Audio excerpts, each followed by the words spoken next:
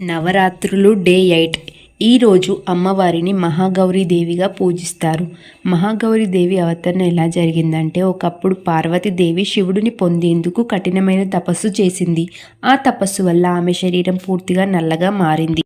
అప్పుడు శివుడు గంగను ఆమెపై ప్రసరింపజేశాడు. గంగలో స్నానం చేయగానే ఆమె శరీరం తెల్లని కాంతివంతమైన రూపంలోకి మారింది. అందుకే ఆమెను మహాగౌరి అని పిలుస్తారు. ఈ అమ్మకు 4 చేతులుంటాయి. ఒక చేతిలో త్రిశూలం, మరో చేతిలో డమరుకం, మిగతా 2 చేతుల్లో అభయముద్ర, వరముద్రలు ఉంటాయి. ఈ అమ్మవారు ఎద్దుపై స్వారీ చేస్తూ ఉంటారు. ఈ అమ్మవారు తెల్లని వస్త్రధారణ, కాంతివంతమైన రూపం కలిగి ఉంటారు.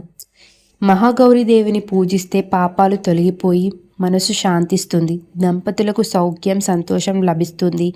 అవివాహితులకు మంచి వరుడు దొరుకుతాడని నమ్మకం. ఈ అమ్మవారికి నైవేద్యంగా కొబ్బరి, బెల్లం పాయసంను పెట్టాలి. ఈ వీడియో కనుక మీకు నచ్చినట్లయితే మా ఛానల్ని లైక్ చేయండి, షేర్ చేయండి, కామెంట్ చేయండి, అలాగే సబ్స్క్రైబ్ చేసుకోండి.